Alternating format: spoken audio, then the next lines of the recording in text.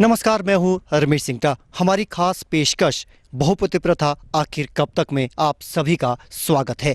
आज हम ऐसे इलाके की बात करेंगे जहां पर एक प्रथा बहुपति के नाम से सदियों से चली आ रही है।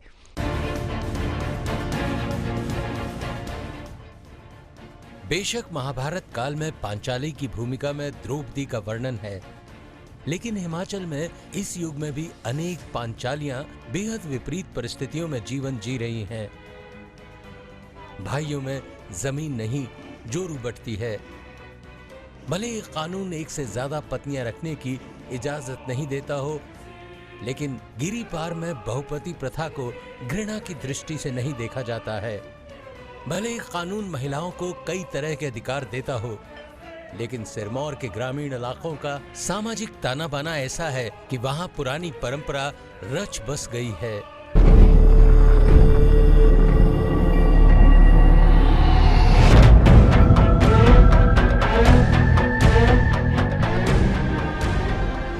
सिरमौर के गिरिपार इलाके में पहले बहुपति प्रथा होती थी। समय काल और परिस्थितियों के हिसाब से इसे सही माना जाता था, लेकिन ये प्रथा आज भी प्रचलित है।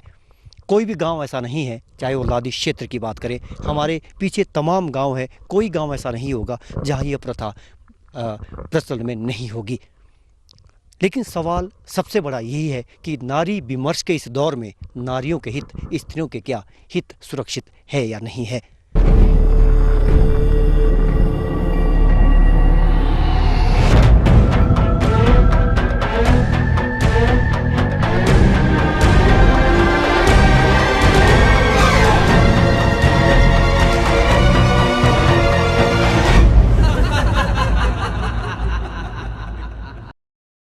कोई भी महिला थाने में शिकायत नहीं करती है। महिला तो इस प्रथा की एक पात्र भर है। इस प्रथा की असली जड़ तो पुरुष प्रधान समाज कहा जा सकता है। प्रथा के कई पहलू हैं। इसे नेताओं से लेकर शिक्षक तक अंदर खाते सब पसंद करते हैं। महिलाएं भी अब तक इसका संगठित तरीके से कोई विरोध नहीं कर पा रही हैं। उन्हें गिरिपार के समाज में दोयम दर्जे का माना जाता है। उनका कोई भी स्वतंत्र रुतबा नजर नहीं आता। वे भोग की वस्तु बनकर रह गई हैं। घर परिवार की जिम्मेवारी से लेकर महिलाओं को खेती बाड़ी और पशुपालन में भी हाथ बटाना पड़ता है।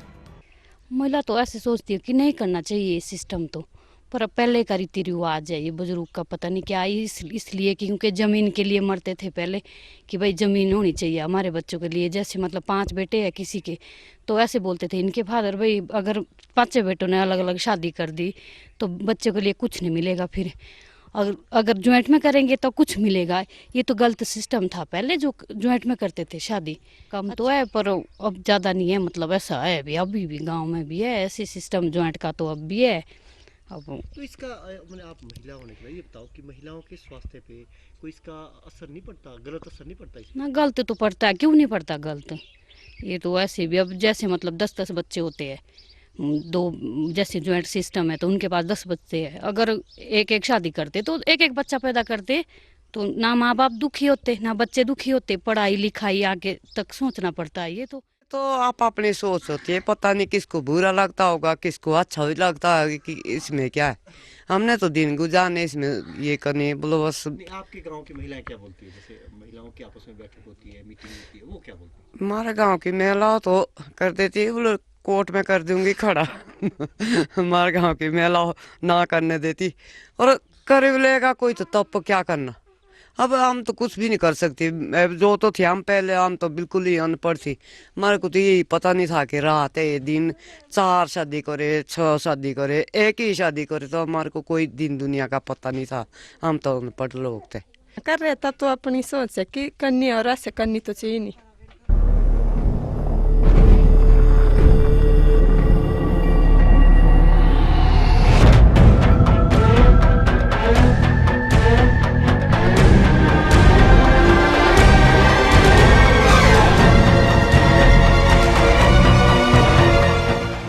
चाहे पशुओं के लिए चारा एकत्रित करना हो या फिर किसानी से जुड़े कार्य, महिलाएं पुरुषों के ही मुकाबले में कार्य करती हैं। विकट भौगोलिक हालात के बावजूद महिलाएं पुरुषों से कम मेहनती नहीं हैं। गांवों के समाज की महिलाएं अहम कड़ी है, फिर भी उन्हें निर्णय लेने की आजादी नहीं है। खासकर विवाह को लेकर अगर होती तो फिर बहुपति जैसी परंपरा बरकरार नहीं रहती। बहुपति प्रथा को कानून मान्यता नहीं देता, लेकिन गिरिपार का समाज तो कम से कम इसे मान्यता दे ही रहा है। मान्यता है क्या समाज में और किस तरीके से ये आगे बढ़ रही है? नहीं, ये भी एक पौराणिक मान्यता थी, इसमें कोई दो राय की बात नहीं है। मैं इसको इग्नोर नहीं करूंगा। नहीं, हर गांव में ही क्या कहते हैं जॉइंट सिस्टम अब भी है जी। और ये प्रथा जो है अमन तो अभी सारे गांव में ही, गिरियार में जितने भी गांव है, सामने देखो, जितने भी गांव हैं वहाँ 10 परिवार में से 7-8 परिवार ऐसे हैं कि जहाँ मतलब क्या कहते हैं जॉइंट सिस्टम आज भी है जी। और नौजवान बच्चे जो है उसमें थोड़ी कमी आई है, पर इतनी ज़्यादा कमी नहीं आई है। अगर पहले 20% था तो अब 10-12% अब भी रह गया ये। आज के दौर में तो ये लगभग ख़त्म होने के कगार पे आ गया है, लेकिन मेरा जो अपना मानना है कि ये एक बहुत अच्छी प्रथा थी। इससे हमारा संयुक्त परिवार बने रहते थे। और आज जो जनसंख्या वृद्धि की जो बात चल रही है कि भाई हिंदुस्तान में बहुत जनसंख्या होगी, फैमिली प्लानिंग का, उस लिहाज से भी ये जो है अगर 2 भाई इकट्ठे होते थे तो 2 बच्चे हो गए तो फैमिली प्लानिंग के हिसाब से भी वो बड़ा सही था। और मेरा तो मानना था कि ये बहुत ही अच्छी सोच लोगों की थी, आपस में भाइयों में प्यार भी रहता था और संयुक्त रूप से परिवार में रहते थे। 4 भाई होते थे, 3 होते थे, तो एक ही शादी करते थे, क्योंकि वो भी देखते थे ऐसा थे तो उस टाइम अनपढ़ है ना। और ये तो देखते कि भी हमारे पास साधन क्या है, साधन हमारे पास कुछ नहीं, गिरी आ रही है, हमारे पास क्या साधन है, जमीन देखो आप, है ना, और चीज़ देखो ना। तो ऐसे करते कोई एम कालो बकरी चराता था, कोई मजदूरी करता था, है ना, कोई भैंस बन एम कालो। देखा भी खत्म नहीं हुई है, हाँ ये भी खत्म नहीं हुई है। हाँ हाँ हाँ हाँ, हमारे पास साधन कम है इसलिए कर रहे हैं। तो कोई मजदूरी कर रहा, कोई कहीं जा रहा, कोई कहीं जा रहा है चुपचाप से अपने ना, और कोई बेटी बकरी के पास है अपना कारोबार किया और बस। ऐसा एक घर वाली हुई, 2-3 लड़के भी हो सकते हैं मतलब, तो उन्हीं को पाला, उनको संभाला जैसे जैसे कुछ हुआ। ऐसा है कि पहले तो था बहुत लैक ऑफ एजुकेशन, शिक्षा की कमी के कारण पहले बहुत चलता था। 6-6 भाई थे, 5-5 भाई थे, 4-4 भाई थे, तो सबकी एक पत्नी होती थी और बाकी सब कमा के एक बड़े भाई के पास लाते थे और इधर उधर से जो भी कुछ कमा के ले आना। और ज़्यादा मतलब औलाद को ज़्यादा वो नहीं देते थे, भले ही औलाद ज़्यादा होती थी पर उसको मतलब ये नहीं देते थे ज़्यादा कि भाई हम अधिक शादियाँ करें। और तो जो किसके नाम पे मान लो, और बच्चे तो होते थे जी, बस एक के ऐसा तो एक के नाम से होते थे, पर कई फिर उनको गोद लिया या से ही मतलब कि भाई ये मेरा इस तरह से चलता था। फिर बचपनों में लोग शादियां भी कराते थे, उस टाइम बहुत कम उम्र में ही शादियां होती थी। मैं तो भाई मानता हूँ ना आपको कि प्रथा तो काफ़ी पहले से चल रही है, मगर धीरे धीरे रिकूव हो रही है ना। अब तो उसको लोग कम कर रहे हैं, ऐसा तो नहीं है कि अब भी इसी तरह है। और जिस हिसाब से जो हमारी भौगोलिक परिस्थिति पहले से ना, उस हिसाब से मैं तो उसको बिल्कुल ठीक मानता हूँ जी।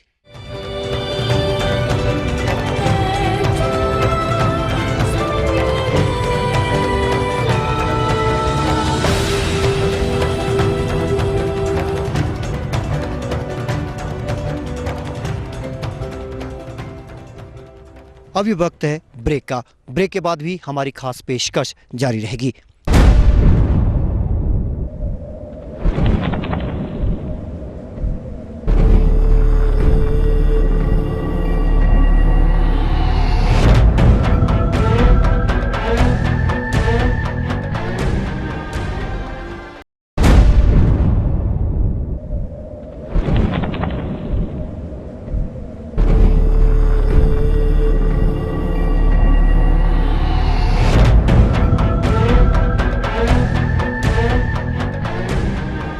ब्रेक के बाद आप सभी का फिर से स्वागत है। आप देख रहे हैं हमारी खास पेशकश बहुपति प्रथा आखिर कब तक।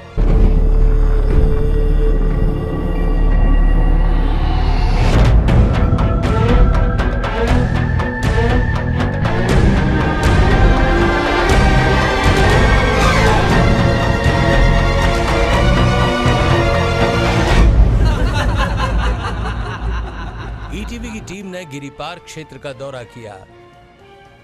महिलाओं से लेकर क्षेत्र के तमाम महत्वपूर्ण व्यक्तियों, जनप्रतिनिधियों, बुजुर्गों, युवाओं और युवतियों से बातचीत की और जाने प्रथा के कई पहलू। जांच पड़ताल करने पर पाया गया पंचायतों के रिकॉर्ड में एक महिला के 2-2 पति साफ दर्शाए गए हैं।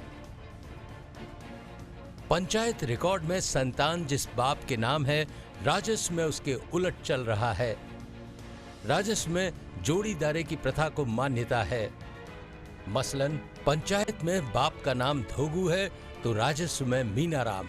असल बाप कौन है, इसके बारे में बच्चे भी अनभिज्ञ हैं।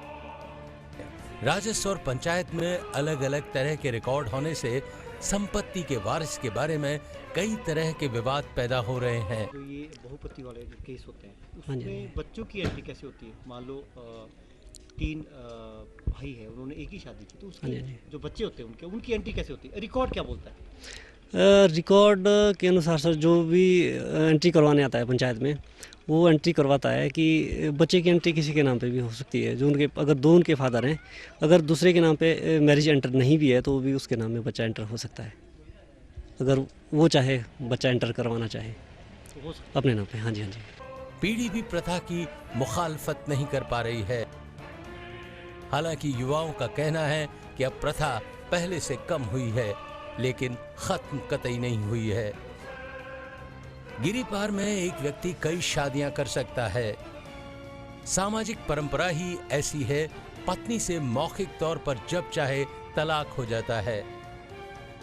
महिलाएं भी विधवा नहीं रहती हैं, वे भी दूसरी शादी करने को स्वतंत्र रहती हैं। बहुपति विवाह के चलते महिलाओं के विधवा होने के आसार कम ही रहते हैं। लोग भी ज्यादा शादियां करना बुरा नहीं मानते।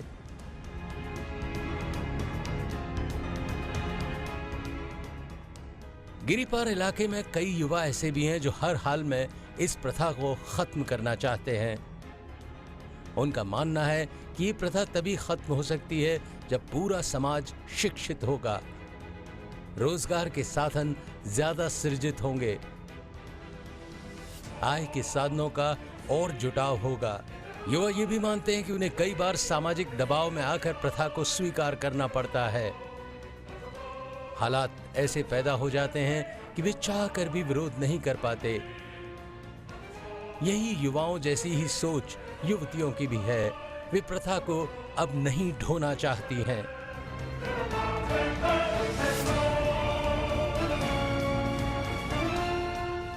इसमें जो शिक्षित तबका है वो इस चीज़ को इग्नोर कर रहा है, बिल्कुल ख़त्म करना चाहता है वैसे, क्योंकि जो हमारी अनपढ़ता थी थोड़ी बहुत, वो लोग कुछ युवा उसमें इंटरफेयर कर रहे थे, हो रहा था वो थोड़ा बहुत, पर जो नए युवा है, काफ़ी शिक्षित युवा है, वैसे वो इस चीज़ को इग्नोर कर रहे हैं।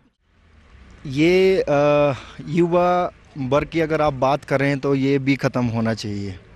इसमें भी बहुत सी खामियां भी हैं, और इसके अगर हमारे गाँव के हिसाब से देखें तो इसमें फ़ायदा भी है। परिवार, जैसे पहले के लोग सोचते थे कि परिवार जुड़ा हुआ रहता है इन चीज़ों से, लेकिन अब सब युवा वर्ग जो है अर्निंग हैंड है, अपने लेवल पे कमा सकता है, खा सकता है, तो ये प्रथा भी ख़त्म होनी चाहिए। युवा वर्ग इसको इतना आगे नहीं बढ़ा रहा है। अब जो ये बहुपति प्रथा है ये अब धीरे धीरे ख़त्म होती जा रही है, क्योंकि जॉइंट फैमिली के जगह अब एकल परिवार, जिसको हम न्यूक्लियर फैमिली बोलते हैं, उन्होंने ले लिया है। और एजुकेशन का जो बहुत बड़ा जो रोल रहा है। अच्छा, दूसरी बात कि पहले जो हमारे इकोनॉमिक के जो सोर्सेज होते थे वो अब लिमिटेड होते थे, और अब इकोनॉमिक सोर्सेज बढ़ गए हैं, लोग बाहर जाने लगे हैं, तो अब जो न्यू जनरेशन है वो बिल्कुल इसको अवॉइड कर रही है। न्यू जनरेशन इसको मान्यता नहीं देती है।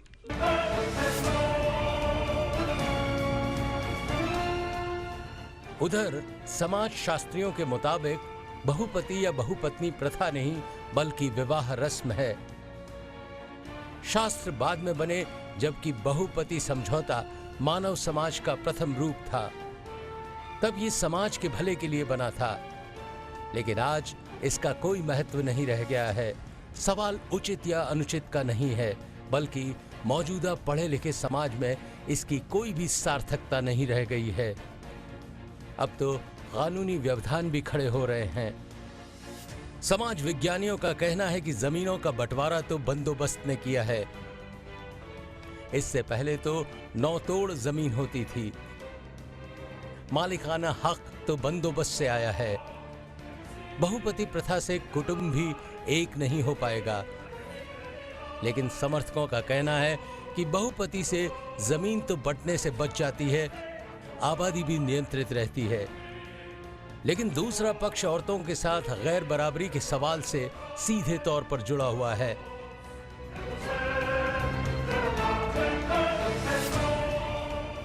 इससे महिलाओं के बच्चों की मानसिक स्थिति पर भी विपरीत असर पड़ रहा है। प्रथा की शिकार महिलाएं कई प्रकार के रोगों की शिकार हो रही हैं। उनमें एसटीडी रोगों के अलावा गर्भाशय कैंसर होने के भी खतरे बराबर बने रहते हैं। डॉक्टर भी इस बात को स्वीकार करते हैं। चिकित्सा विशेषज्ञों के मुताबिक बहुपति प्रथा को अपनाने वाली महिलाएं कई तरह के रोगों का शिकार हो सकती हैं। उनके प्रजनन अंगों में इन्फेक्शन फैलने के खतरे बने रहते हैं। एसटीडी रोग फैल सकते हैं। ऐसे में चिकित्सक भी लोगों को जागरूक रहने की सलाह देते हैं। सिरमौर के गिरिपार में बहुपति प्रथा अभी भी प्रचलित है। इसके महिलाओं के शरीर पर किस तरह के दुष्प्रभाव पड़ रहे हैं, इसी मुद्दे पर आज हमारे साथ गायनेकोलॉजिस्ट डॉक्टर रमा ठाकुर मौजूद है, साथ में डिप्टी एमएस डॉक्टर सुभाष भी। इनसे जानने का प्रयास करेंगे। इसके सामाजिक पहलू एक तरफ है, लेकिन इसके वैज्ञानिक दृष्टि से अगर बात की जाए, मेडिकल साइंस की दृष्टि से अगर बात किया जाए, तो इसके किस तरह के रोग फैलने के खतरे रहते हैं, खासतौर पर एसटीडी रोग। आइए सबसे पहले बात करते हैं डॉक्टर रमा ठाकुर से। रमा जी, आप ये बताएंगे कि किस तरह से इसके प्रभाव, जो दुष्प्रभाव, क्या आप खतरे बड़े तौर पर देखती है? ऐसे कपल्स को, या कहना चाहिए इस तरह की महिलाओं को इन्फेक्शंस होना ज़्यादा कॉमन पाया गया है। ऐसी महिलाओं को रिप्रोडक्टिव ट्रैक्ट, यानी कि जो हमारे गर्भधारण जहाँ होता है, डिलीवरी होती है, उस सारे ट्रैक्ट में इन्फेक्शन ज़्यादा होते हैं। और इन्फेक्शंस होने की वजह से फिर सेक्सुअली ट्रांसमिटेड इन्फेक्शंस हो गए तो HIVs वगैरह भी बढ़ जाते हैं, जो कि आजकल ये मुद्दा बहुत ही चर्चा में है। तो इसलिए ये अच्छी चीज़ नहीं है।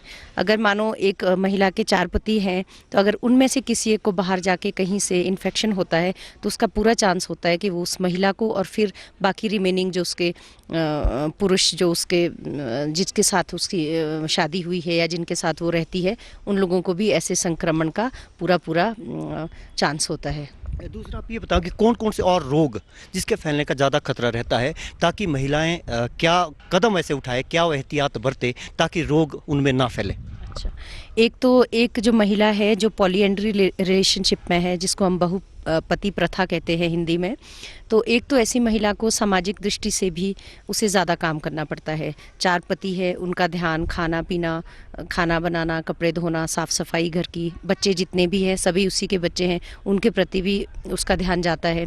उसको एक तो शारीरिक, जो एक आदमी को जो रेस्ट मिलना चाहिए, आराम का समय, वो भी कम हो जाता है।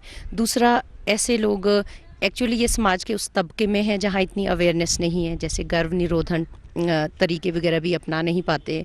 तो वैसे तो ये प्रथा पाई गई है कि फर्टिलिटी रेट इससे घटती है, क्योंकि जो 4 पुरुषों के अलग अलग बच्चे होने थे वो नहीं होते, पर उस महिला के तो कुल मिला के ज़्यादा ही बच्चे हो जाते हैं। तो इस तरह से हर साल 2 साल में एक प्रेगनेंसी होना या बीच में गर्भपात होना, जिसका कारण इन्फेक्शन हो सकता है और जिसका कारण बहुपति प्रथा अपने आप हो सकती है। महिलाओं को किस तरह का संदेश देंगी कि चूंकि आप डॉक्टर हैं, खुद भी महिला है, किस तरह का संदेश आप दें, किससे वो अवॉइड करे, इस तरह की प्रथा को वो ना ढोए, किसके बारे में आप क्या संदेश देना चाहेंगी? ये उनके लिए मैं यही कहना चाहूँगी कि आपको अगर ये बात पसंद नहीं है तो इसके खिलाफ आप लोगों को बोलना चाहिए, आवाज़ उठानी चाहिए। सुभाष, आपसे जाइए जानना चाहेंगे कि चूंकि आप कमला नेहरू अस्पताल, जो कि महिला रोगों के उपचार का सबसे बड़ा अस्पताल है, यहाँ पे भी ट्रांसगिरी क्षेत्र से महिलाओं के इस तरह के मामले आते होंगे, आपका अनुभव क्या कहता है इस बारे में? हाँ, नहीं, निश्चित तौर पर जहाँ बहुपति प्रथा ये प्रचलित है, वहाँ नेचुरली इस जो सेक्सुअली ट्रांसमिटेड डिजीज़ है, यौन संबंधी जो रोग है, वो काफ़ी ज़्यादा मात्रा में देखे गए हैं। और ये प्रथा बेसिकली तो उन क्षेत्रों में ज़्यादा पाई जाती है या पाई गई है जो सोशली और एजुकेशनली बैकवर्डनेस जहाँ पर है।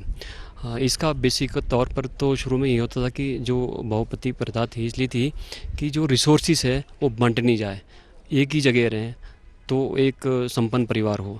लेकिन इस प्रथा से महिलाओं के मानसिक, शारीरिक और सामाजिक जो इसके इफ़ेक्ट्स हैं, जो हानिकारक जो प्रभाव है वो काफ़ी ज़्यादा है। महिलाओं को इस स्थिति में क्या करना चाहिए जो कि 4 भाई है, उनकी एक ही पत्नी है, ऐसे में कुपोषण का शिकार रहती है, आपने जिक्र भी किया, कई तरह की रोग फैलने का खतरा रहता है। ऐसे में एक महिला का, उसका भी एक अपना मान सम्मान है, या उसका अपना एक शरीर है, उसका भी अपनी इज्जत है, उसको अपने उसके ज़्यादा रोग ना फैले, उसके लिए किस तरह की एहतियात उसको बरतनी चाहिए?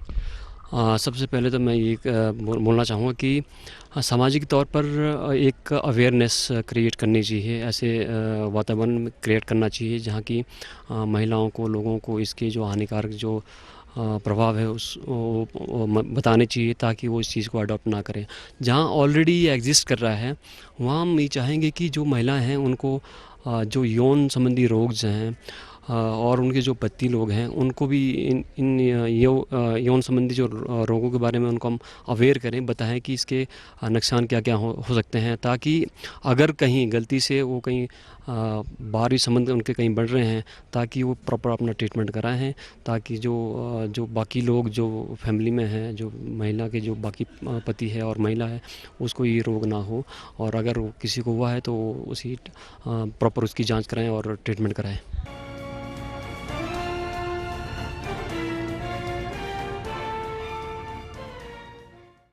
आज तक इस सरकार ने, या कोई भी सरकारें रही हो, राज्य सरकारें या स्वास्थ्य विभाग ने, कोई भी विशेष सर्वे इस क्षेत्र का नहीं किया है ताकि एक हकीकत सामने आ सके। हालांकि इसके कई पहलू है। सबसे बड़ा पहलू इसके ज़मीन बंटवारे को लेकर है। ज़मीन न बटे इस कारण से कई भाई एक ही शादी करते हैं।